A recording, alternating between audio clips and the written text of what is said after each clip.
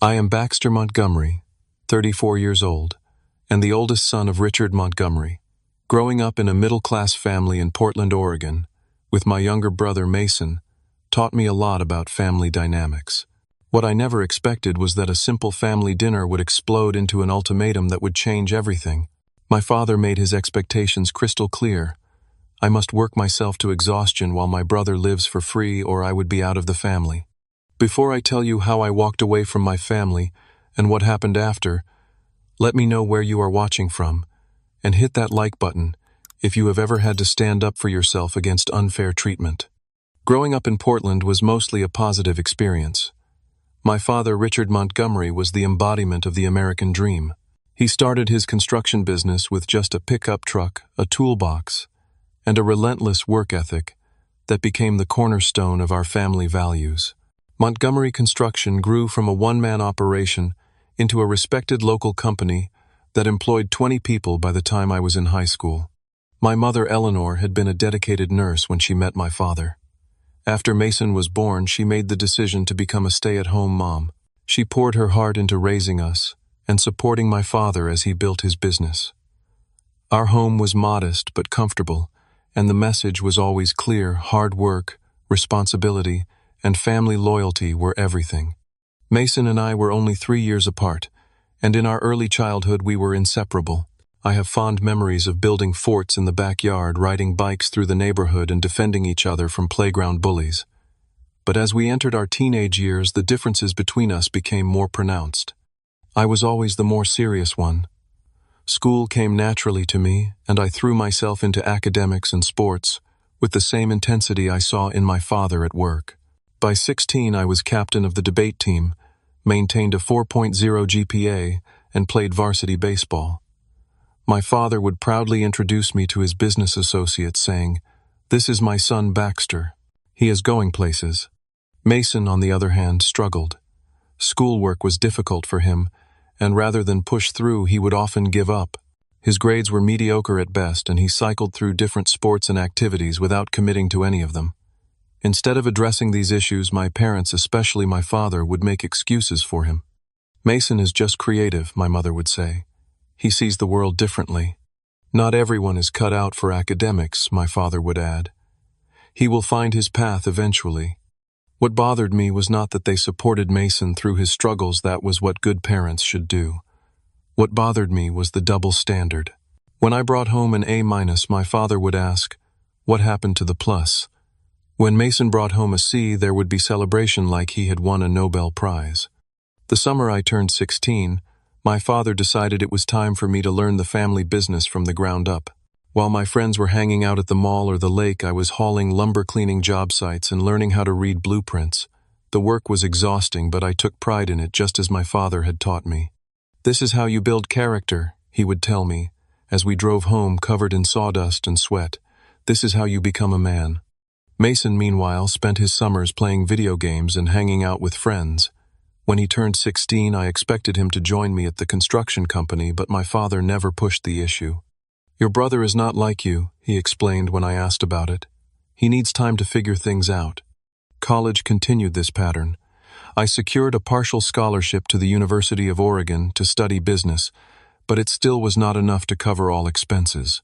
I worked 20 hours a week at a campus bookstore, maintained my grades, and graduated with honors. I was proud of what I had accomplished and how I had done it largely on my own. Mason attempted community college 3 separate times. Each attempt ended the same way: dropped classes, wasted tuition that my parents paid in full, and another excuse about why college just was not right for him. After the third attempt, my parents stopped pushing the education angle. Mason moved back home, and my father gave him an administrative job at his company, a job that Mason showed up late for more often than not, and eventually quit because the environment was too stressful. Despite all this, I tried not to feel resentful. Mason was my brother, and I loved him. Maybe he really did need more time to find his way. Maybe he really did have different talents that just had not revealed themselves yet. I focused on building my own life, landing a job at a marketing firm in Portland, where I quickly advanced from junior copywriter to senior marketing strategist within 5 years. Every Sunday I would return to my parents' house for dinner. These meals became increasingly uncomfortable as my father would boast about my accomplishments while Mason sat silently across the table pushing food around his plate. I could see the hurt in his eyes, and part of me felt guilty for succeeding where he seemed to fail. But another part of me wondered why he never seemed to try and why my parents never required him to. I wanted to believe this phase would pass, that Mason would eventually find his footing, and my parents would establish equal expectations for both of us. I had no idea that the inequality would only grow deeper and more damaging in the years to come. Fast forward to our early 30s. I had established myself firmly in the marketing industry, working as a senior marketing director for a respected firm in Portland. My hard work had paid off. I owned a modest but modern apartment in a good neighborhood, drove a reliable car that I had paid off early, and had been dating Samantha, a brilliant intellectual property attorney, for 2 years. We were talking about marriage and building a life together. Things were going well for me professionally and personally.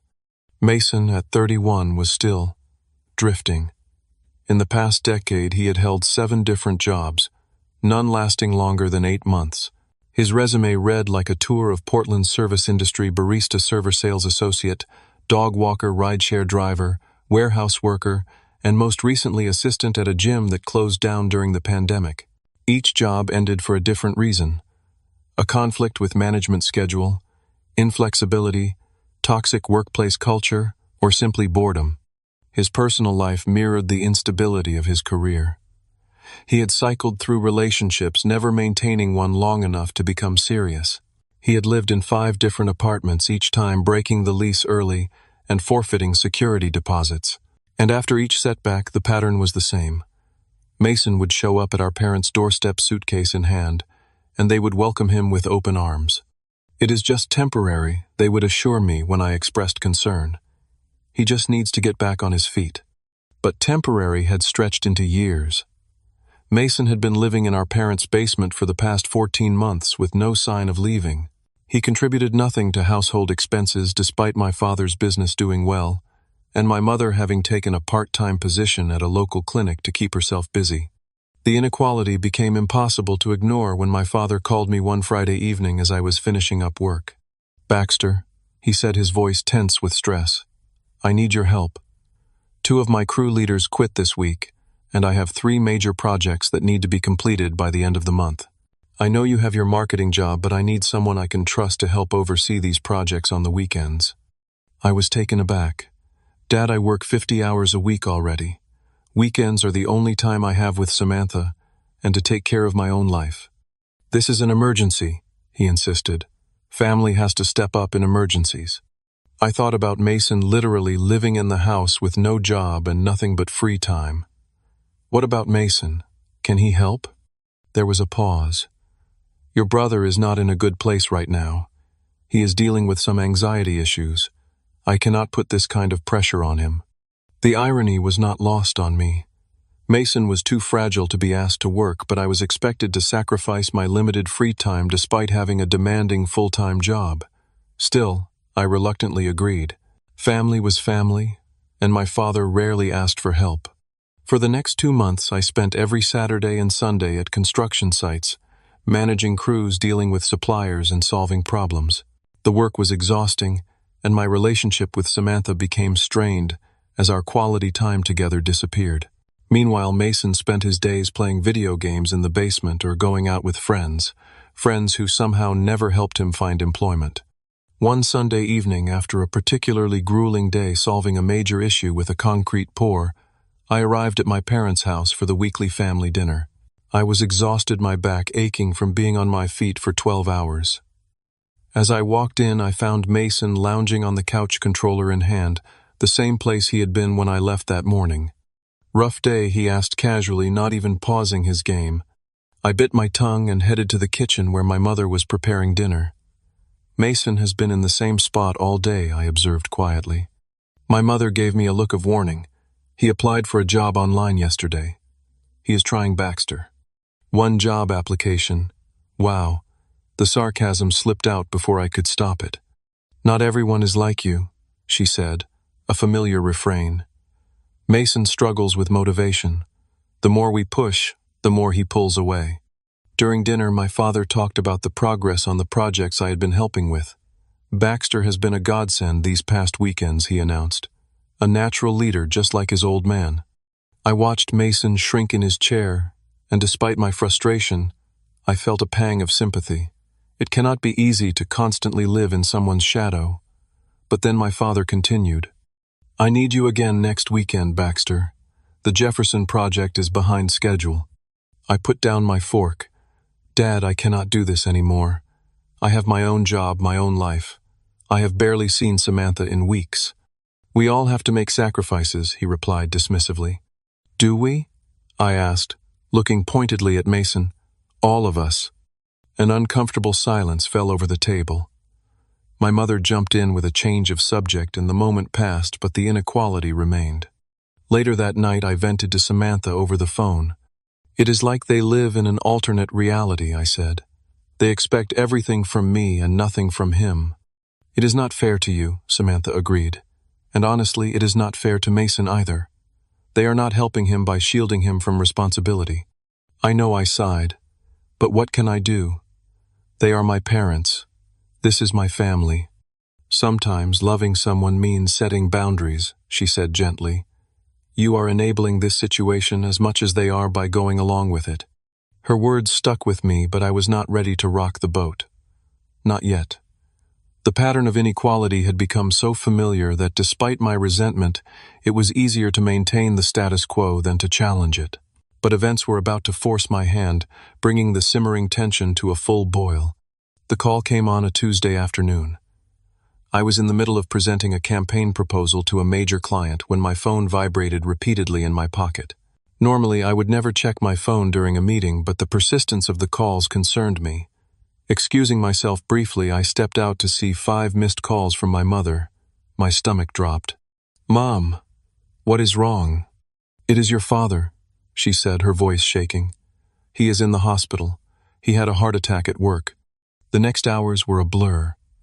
The rushed drive to the hospital, the sterile waiting room, the concerned doctors. Thankfully, it was a minor heart attack, a warning rather than a tragedy. But it was serious enough that the cardiologist was adamant Richard Montgomery needed to significantly reduce his stress and workload. For the next 2 weeks, I split my time between the hospital, my job, and helping to keep my father's business running. Mason visited the hospital, occasionally bringing magazines and sitting awkwardly at our father's bedside, but he made no offers to help with the company. My mother was too focused on my father's recovery to notice or care about this imbalance. 3 weeks after his heart attack, my father was released from the hospital with strict orders to take it easy. To celebrate his homecoming, my mother planned a special family dinner.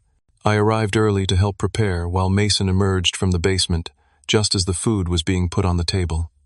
As we ate, my father cleared his throat. I have been doing some thinking about the future, he announced.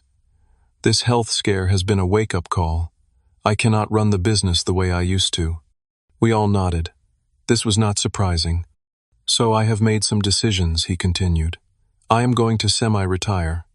I will still oversee major decisions, but I need someone to handle the day-to-day operations. He looked directly at me, and I felt a creeping sense of dread. Baxter, you have proven yourself these past weeks. You know the business. The crews respect you. I need you to step up and take over the operational side of Montgomery Construction. I put down my fork slowly. Dad, I have a career, a good one. I cannot just abandon it to run your business. Not abandon, he corrected. You can do both. Manage the marketing stuff during the week and handle the construction business in your off hours. At least until we can hire and train someone suitable. I stared at him in disbelief. That is not realistic. Both are full-time jobs. You managed it these past weeks, he pointed out. Because it was an emergency. That is different from a permanent arrangement. My father's expression hardened.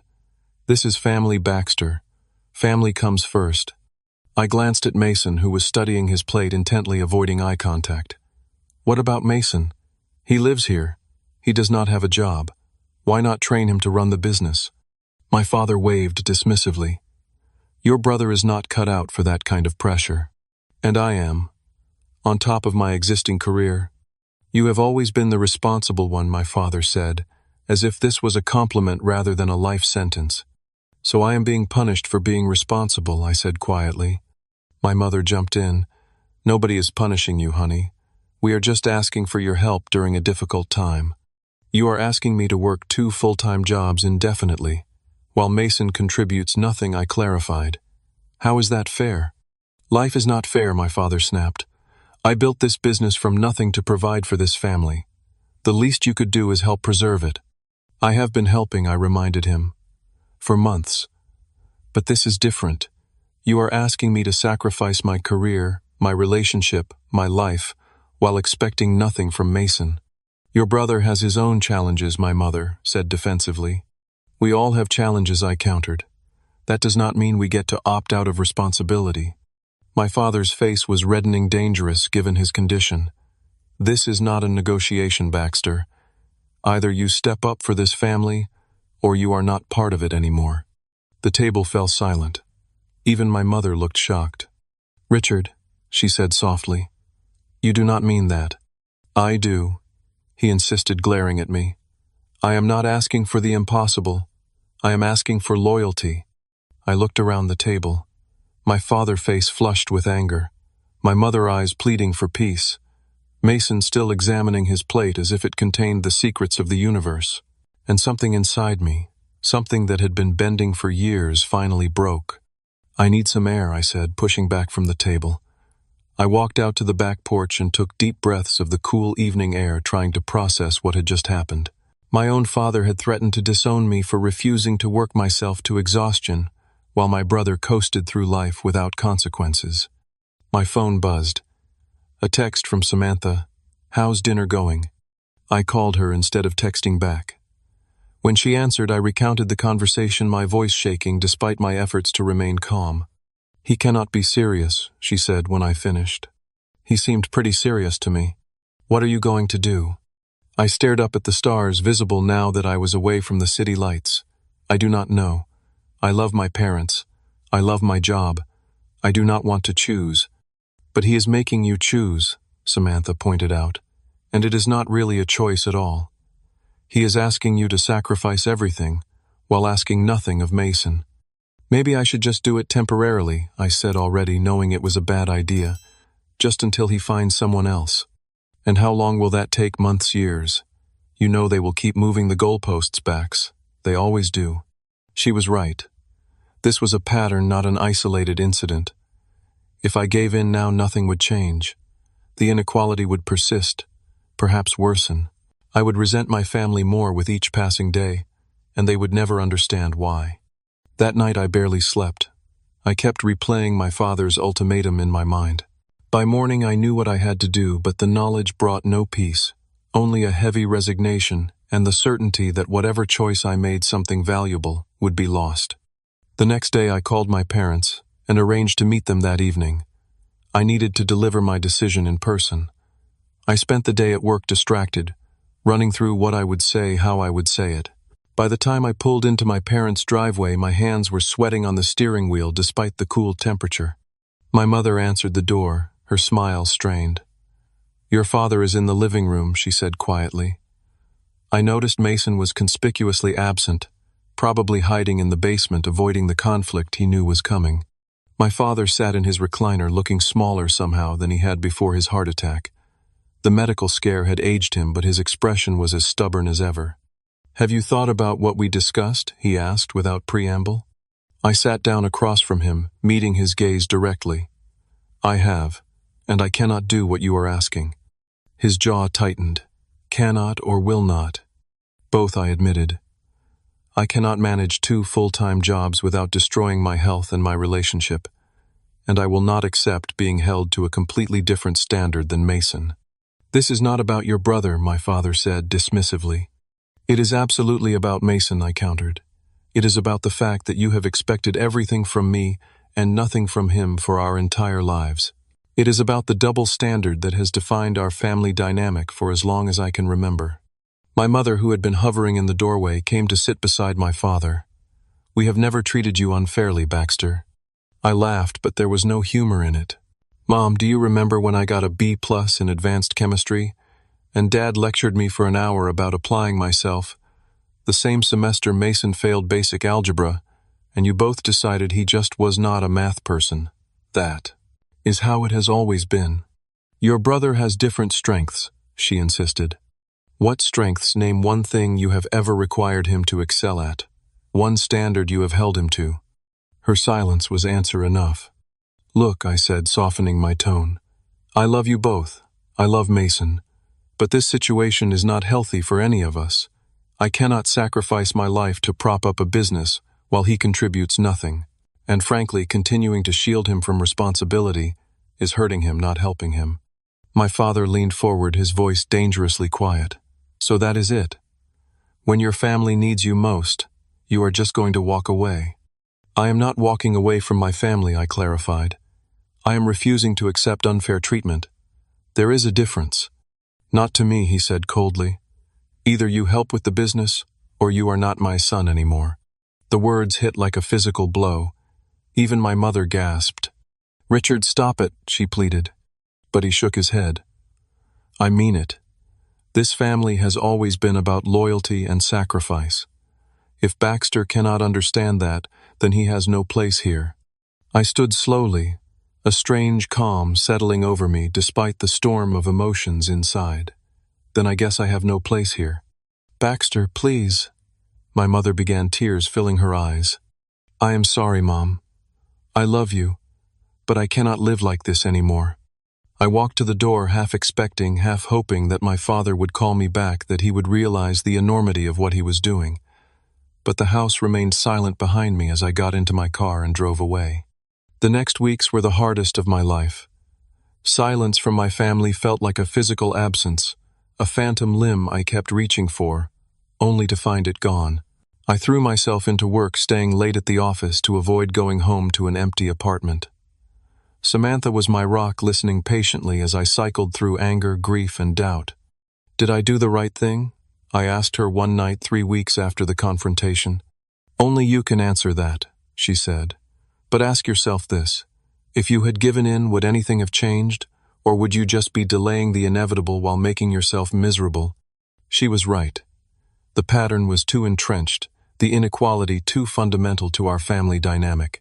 By walking away, I had finally refused to participate in a system that had been hurting all of us, even if my parents and brother could not see it. A month after I walked away, I received a text from my mother. Your father misses you, even if he will not admit it. Please come home. We can work this out. I stared at the message for a long time before responding.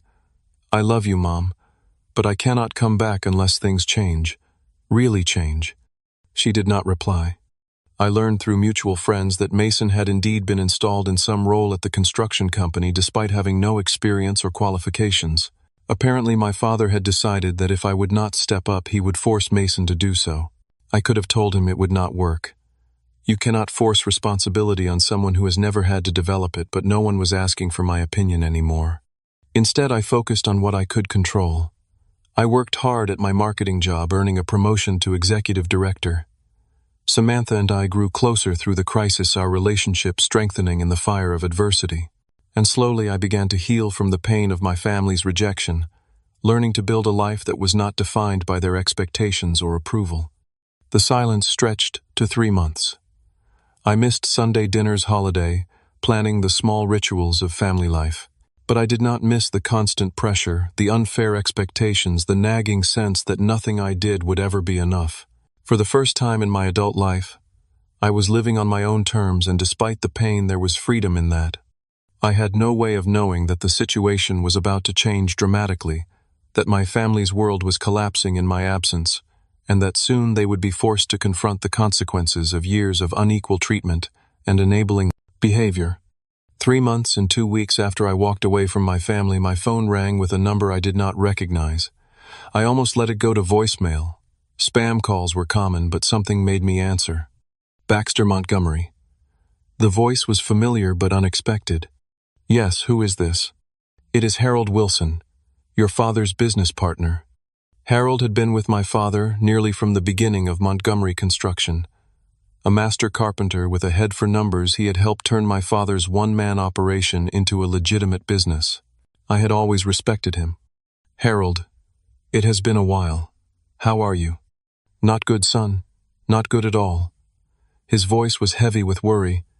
"I am calling because the business is in serious trouble." My heart sank despite everything. "What kind of trouble?" "Every kind. Projects behind schedule. Clients threatening to sue. Bills piling up. Your brother." He stopped abruptly. "My brother? What?" Harold sighed deeply. "Look, I do not want to speak ill of your family, but Mason has been making decisions that are questionable at best. Your father put him in charge of operations, but the boy has no experience, no knowledge, and frankly no work ethic." I closed my eyes unsurprised, but still disappointed. "Why are you telling me this, Harold?" "Because your father will not listen to me. He is convinced Mason just needs time to find his footing. Meanwhile, the business your father spent 30 years building is circling the drain. We have lost 3 major clients in the past month alone. I am sorry to hear that," I said sincerely. "But what do you expect me to do? My father made it clear I am not welcome, unless I agree to his terms." "I know about your falling out," Harold admitted. "And I am not asking you to come back on his terms. But this company supports 15 families, Baxter. Good people who have been loyal to your father for years. They do not deserve to lose their livelihoods because of family drama." His words hit home. I had worked alongside many of these people during my summers at the company. They were hard-working, decent folks who had nothing to do with my family's dysfunction. "What exactly are you suggesting?" I asked cautiously. "Talk to your father. Make him see reason. Mason is running this company into the ground, and Richard is too stubborn to admit he made a mistake. You are the only one he might listen to." I laughed bitterly. "The last time I tried to talk sense into my father, he disowned me. Then do it for the people who will lose their jobs when this company folds. Because that is where we are headed, Baxter. Another few months of this and Montgomery Construction will be nothing but a memory." After hanging up, I sat in my office staring out the window at the Portland skyline. Part of me, the hurt, angry part, thought this was fitting. My father had made his choice, chosen Mason over me, and now he was facing the consequences. But another part of me ached at the thought of my father's life's work crumbling, of good people losing their jobs because of my family's dysfunction. I called Samantha and told her about the conversation. "What are you thinking of doing?" she asked when I finished. "Nothing," I said firmly. "This is not my problem to solve. My father made it very clear where I stand." "Are you sure that is the right call?" "What would you have me do? Go crawling back. Let him win." "This is not about winning or losing, Bax," she said gently. "This is about 15 families who might lose their income because your father and brother are too stubborn or incapable to run the business properly. So I should sacrifice myself to save them. That is not fair either." No one said anything about sacrifice. But maybe there is a middle ground. A way to help without compromising your boundaries. I considered her words. Maybe, but I need to think about it. In the following weeks, I heard more reports about Montgomery Construction's decline. A colleague mentioned seeing equipment being repossessed from a job site. Another told me about a mutual acquaintance who had hired the company for a renovation, only to fire them halfway through due to delays and shoddy workmanship. The business my father had built with sweat and determination was disintegrating before everyone's eyes. Then, on a rainy Sunday afternoon, there was a knock at my apartment door. When I opened it, I found my mother standing there, soaked from the rain, looking exhausted and worried. "Mom," I said, surprised. "Come in. Let me get you a towel." She stepped inside hesitantly, as if unsure of her welcome. I handed her a towel and made her a cup of tea while she dried off. "Your place is nice," she said, looking around. "Very clean." "Thanks." I sat across from her. "What brings you here, Mom?" She cupped her hands around the mug, avoiding my eyes. "I miss you, Baxter. We all do. Even Dad." She gave a small, sad smile. "Your father is complicated. He misses you but will not admit it. His pride will not let him. And Mason, does he miss me too?" Her expression clouded. "Mason is going through a difficult time. So I have heard. How is the business doing?" She flinched slightly. "It has been challenging.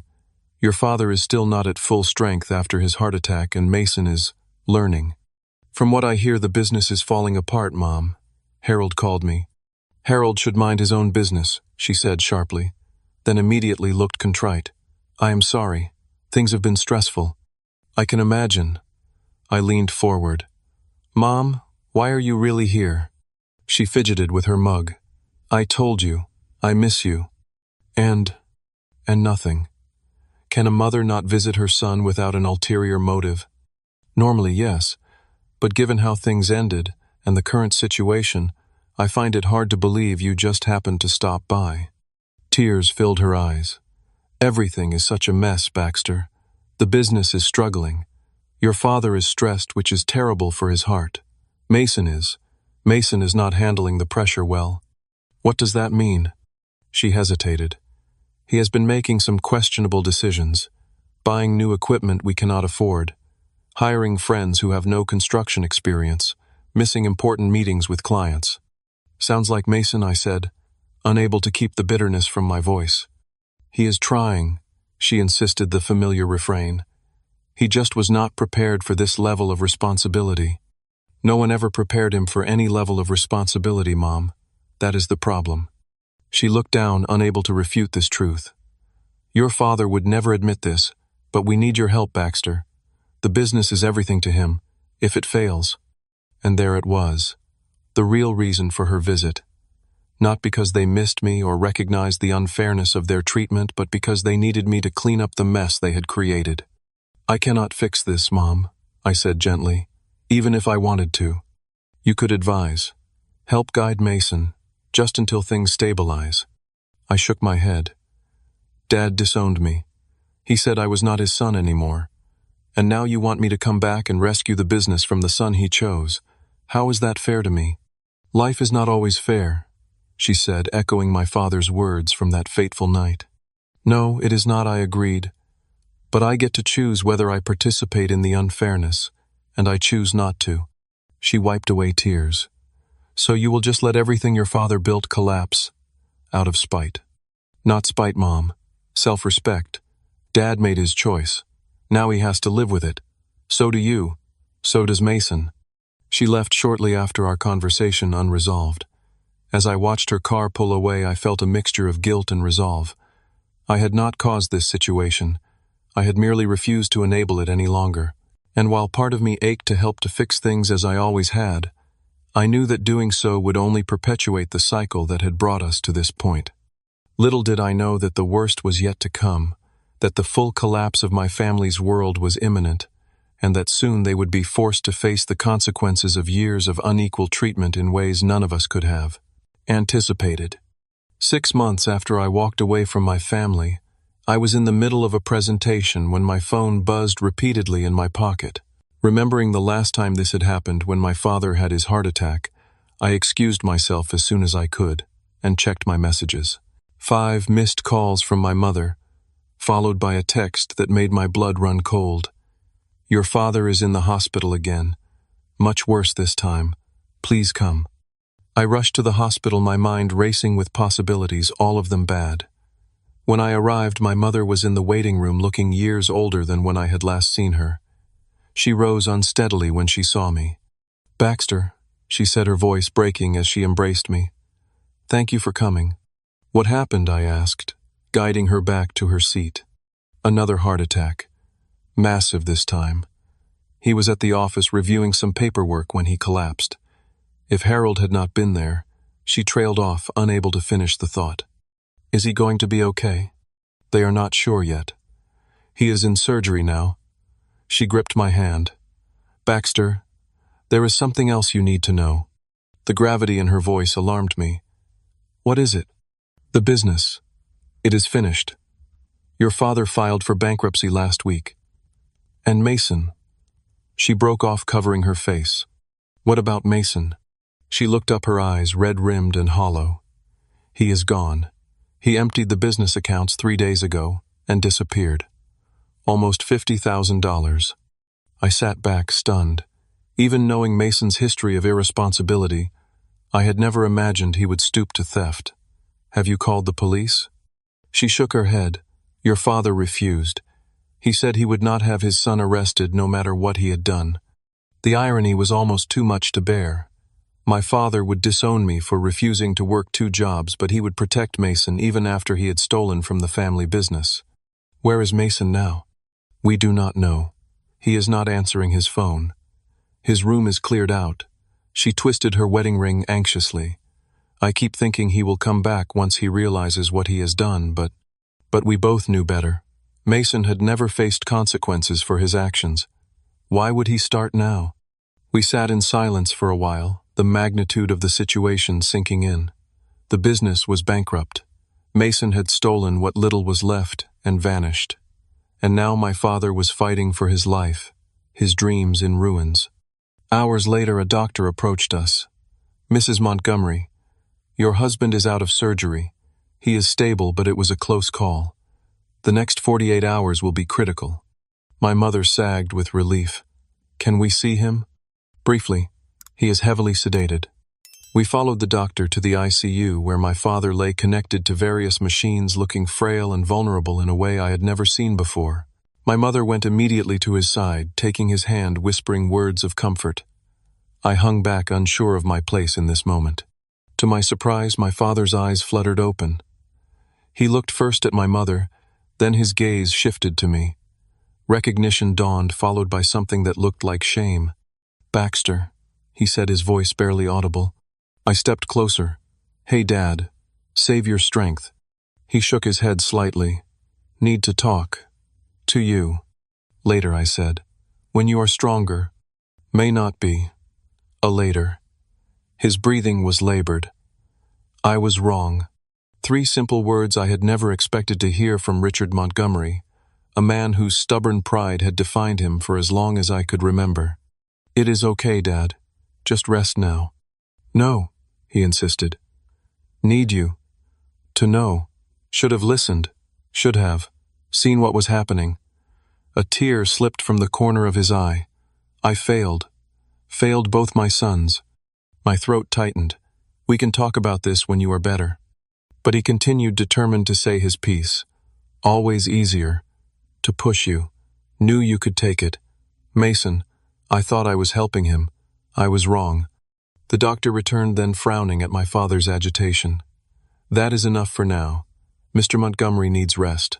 We were ushered out, my father's words hanging in the air between us.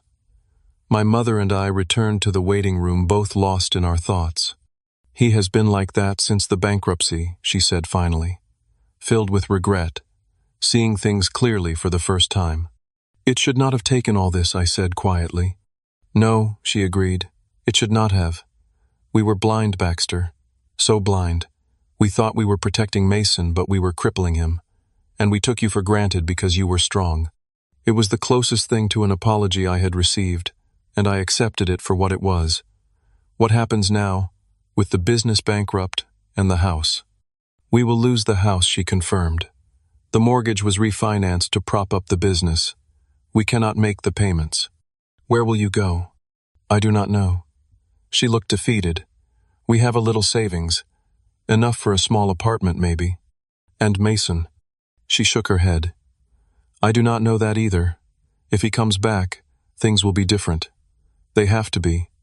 Over the next few days, as my father's condition stabilized, the full extent of the disaster became clear. Montgomery Construction was beyond saving. 30 years of my father's life gone. The family home would be foreclosed upon, and my parents, who had once seemed invincible to me, were broken, their illusions shattered. A week after his admission, my father was strong enough for a longer conversation. I sat beside his hospital bed, the two of us alone for the first time since our confrontation 6 months earlier. "The doctors say you are improving," I said. He nodded weakly.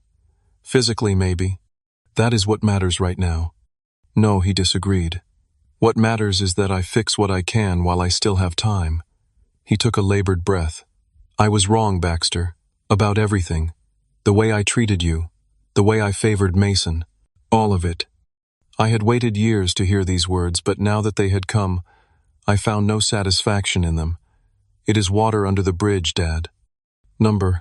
I need to say this." He reached for my hand, his grip surprisingly strong. "I always leaned on you because I knew you could handle it. I thought I was preparing you for life. But with Mason..." I made excuses, lowered the bar, told myself I was being understanding, but really I was just taking the easy way out. Why, I asked the question that had haunted me for years. He was quiet for a moment. Mason reminded me of my younger brother. Same struggles in school, same lack of direction. My parents were hard on him, and he did not make it. Drugs. Suicide at 22. He swallowed hard. I swore I would not make the same mistake with my sons. Instead, I made a different one. The revelation stunned me. I had never known about this uncle, this family tragedy that had shaped my father's parenting in ways none of us understood. I overcompensated, he continued, protected Mason too much, expected too much from you. And now look at us. Business gone, house gone, Mason gone. His eyes filled with tears. I failed everyone. Not everyone, I said softly. I am still here. He gripped my hand tighter. After how I treated you, why? Because you are my father. Despite everything, I do not deserve your forgiveness. Maybe not, I agreed. But families are not about what we deserve. They are about what we choose. And I choose to be here now. In that moment, something shifted between us. Not a complete healing that would take much longer, but a beginning. An acknowledgement of wrongs done, and a tentative step towards something new. As my father recovered, we had many such conversations. Painful, honest talks about the patterns that had damaged our family. My mother joined some of these discussions, adding her own regrets and realizations. For the first time, we were seeing each other clearly, without the distortions of favoritism and enabling that had defined us for so long. Meanwhile, the practical consequences of the collapse continued to unfold. My parents sold their few remaining assets to pay down debts. They found a small 2-bedroom apartment that they could afford on my mother's part-time salary and what little they had saved. The transition was humbling for them, especially my father, who had once been a respected business owner in the community. And then, almost 2 months after his disappearance, Mason returned. Not triumphantly, but broken and broke, having burned through the stolen money with nothing to show for it. He showed up at my apartment knowing he could no longer go to our parents' house, because it was no longer theirs. I almost did not recognize him at first. He was thinner, haggard, his eyes haunted. I messed up, Bax, he said, his voice cracking. I messed up so bad. For years I had imagined what I would say to Mason if given the chance. All the accusations, all the resentment I had harbored.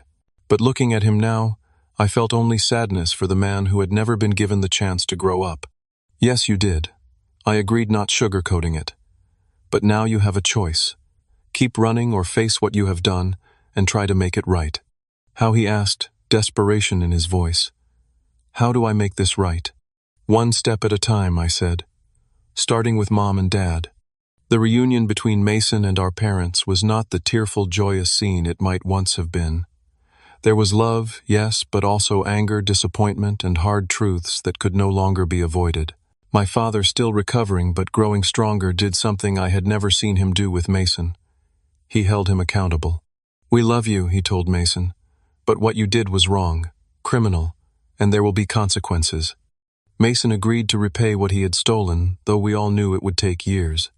More importantly, he agreed to get a job, a real one, not another temporary position he would abandon at the first sign of difficulty. And for the first time, our parents were united in their insistence that he follow through. The road ahead would be long and difficult. My father's health was permanently compromised. My parents faced financial hardship they had never anticipated in their retirement years. Mason had to learn responsibility decades too late, and I had to learn to trust again, to believe that the changes I was seeing were real and lasting. But amid the ruins of what had been, something new was taking shape, a family based on honesty rather than illusion, on equal expectations rather than favoritism, on genuine support rather than enabling. It was painful, this rebirth, but it was also in its way beautiful. 1 year after my father's second heart attack, we gathered in my parents' modest apartment to celebrate his 65th birthday. The space was small but warm, filled with the people who mattered most. My father, thinner, but more at peace than I had seen him in years. My mother, who had returned to nursing part-time and found renewed purpose in her work. Mason, now 8 months into a steady job as an assistant manager at a local hardware store, the longest he had ever held a position. Samantha, now, my fiancée, her quiet strength, a constant reminder of why boundaries matter, and me changed in ways I was still discovering. A toast, my father said, raising his glass of sparkling cider alcohol now forbidden by his doctors, to second chances. We clinked glasses, the simple gesture carrying the weight of all we had been through. The journey to this moment had been neither quick nor easy. After the bankruptcy and Mason's return, we had faced difficult decisions about how to move forward. The construction business was gone, but there were still clients who respected my father's expertise. I suggested he consider consulting, sharing his knowledge, without the stress of running a company. I could help you set it up, I offered. Create a website, develop some marketing materials, low overhead, flexible hours, good for your health. He agreed, and Montgomery Construction Consulting was born. It was a modest enterprise, nothing like the company he had once run, but it provided some income, and more importantly, a sense of purpose for a man who had defined himself by his work. For my part, I had made it clear from the beginning that I would help, but with conditions. I will not quit my job, I told my father. I will not sacrifice my relationship with Samantha, and I expect Mason to contribute equally to supporting this family. To my surprise, my father agreed without argument. You are right, he said. It is time everyone pulled their weight. And remarkably, everyone did. My mother returned to nursing, her skills still in demand, despite her years away from the profession. Mason, after some false starts and one relapse into old patterns, found stability in his hardware store job, where his manager provided the structure and accountability he had always needed. As for me, I used my marketing expertise to help establish my father's consulting business, but I maintained clear boundaries around my time and energy. No more uneven expectations, no more unfair demands. And to my relief, my parents respected these boundaries, perhaps finally understanding the damage their previous approach had caused. The healing was not just practical, but emotional as well. My parents sold their large house using the limited equity to pay down debts and move into an apartment they could afford. The downsizing was difficult for them, a tangible reminder of all they had lost. But it also forced them to confront the reality they had been avoiding, that their enabling of Mason and their unfair expectations of me had contributed to the collapse of everything they had built. Family therapy became a regular part of our lives. At first, Mason resisted, uncomfortable with the accountability and self-reflection it required. But after missing 2 sessions and facing united disappointment from all of us, not just me but our parents as well, he committed to the process. In those sessions, years of dysfunction were gradually untangled. My father spoke of his own childhood, of the brother he had lost, and the fear that had driven him to protect Mason at all costs. My mother acknowledged her role in maintaining the unequal dynamic between her sons. Mason confronted his dependency and the ways it had stunted his growth, and I worked through my resentment, learning to forgive without forgetting to love, without compromising my own well-being. Families are systems, our therapist explained. When one part changes, the whole system must adapt. Baxter changed when he walked away, and the system collapsed. Now you are building a new system, one based on healthier patterns. It was not always smooth. Old habits resurfaced. There were arguments, setbacks, moments when it seemed easier to retreat to familiar patterns than to forge new ones. But we persevered, committed to this new vision of family, not perfect but authentic. Not without conflict, but without the toxicity that had defined us for so long. As my father's consulting business stabilized, he made an unexpected decision. I want to make restitution to the employees who lost their jobs, he announced one day. It may take years, but they deserve better than what happened. It was a small gesture. In the grand scheme of things, he could only afford token payments, but it represented something profound, a willingness to take responsibility not just in words but in actions. Mason, too, began to change in ways I had not thought possible. He opened a savings account and contributed to the household expenses. He showed up for family gatherings on time and sober. He began seeing a therapist individually to work through his issues with dependency and responsibility. I never realized how much I was missing by not growing up, he told me during a rare moment of vulnerability. It is hard being accountable, but it also feels, I do not know, real in a way nothing ever has before. Samantha and I got engaged 6 months after my father's second heart attack. I proposed on a hiking trail overlooking the Columbia River Gorge, thanking her for standing by me through the darkest period of my life. "You taught me that boundaries are not walls," I told her, as I slipped the ring on her finger. "They are the foundation of healthy love." Our engagement celebration was the first time our newly reconstructed family felt truly solid. My parents welcomed Samantha warmly, without the undercurrent of manipulation that might once have been present. Mason brought a date, a sensible woman from his therapy group, who seemed to genuinely care for him. We ate, drank, laughed, and for the first time in memory, there was no elephant in the room, no unspoken resentment poisoning the air. Now, a year after the collapse, we were different people in many ways. My father, once defined by his pride and stubbornness, had learned humility. My mother, once an enabler, had found her voice. Mason, once perpetually adolescent, was slowly growing into adulthood. And I, once defined by my resentment and need for approval, had discovered that walking away had ultimately been the most loving thing I could have done for all of us. "I have been thinking," my father said after the birthday cake had been served, "about what I want my legacy to be. It is not the business. It is not even the consulting. It is this. This family, broken, rebuilt stronger at the seams." He looked around the small living room at the faces of those he loved. I spent so many years focused on the wrong things. Achievement, status. I thought I was building something important, but I was actually destroying what mattered most. "We all played our parts, Dad," I said gently. "Yes, but you were the one brave enough to break the pattern." He reached across the table and took my hand. "By walking away, you saved us all." It was a powerful moment, a recognition of the truth we had all come to understand, that sometimes love means boundaries, sometimes healing requires distance, sometimes the most caring thing we can do is refuse to participate in patterns that harm. The road ahead would still have its challenges. Mason's recovery was ongoing, my father's health remained fragile, and the financial damage would take years to repair. But we had found something invaluable, a way to be family without the dysfunction that had nearly destroyed us, a way to love without enabling, to support without sacrificing, to connect without losing ourselves. As I looked around at these people who had hurt me, who I had hurt, who I loved despite everything, I felt a deep sense of peace. Walking away had been the hardest decision of my life, but it had also been the most important, not just for me, but for all of us. So if you are facing a similar situation, unequal expectations, enabling behavior, family dynamics that hurt more than they heal, know this. Sometimes the most loving thing you can do is set a boundary. Sometimes walking away is not the end, but the beginning of something better. Have you ever had to set difficult boundaries with family? Let me know in the comments. And if this story resonated with you, please hit that like button, subscribe to my channel, and share this video with someone who might need to hear it.